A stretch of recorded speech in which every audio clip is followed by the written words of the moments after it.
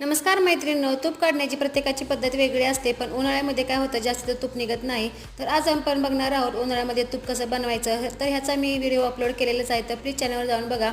इथं मी 1 लिटर दूध घेतलेलं आहे. दूध म्हशीचंच घ्यायचं आहे आपल्याला. 8 दिवसाची साई साठवून ठेवायची आहे.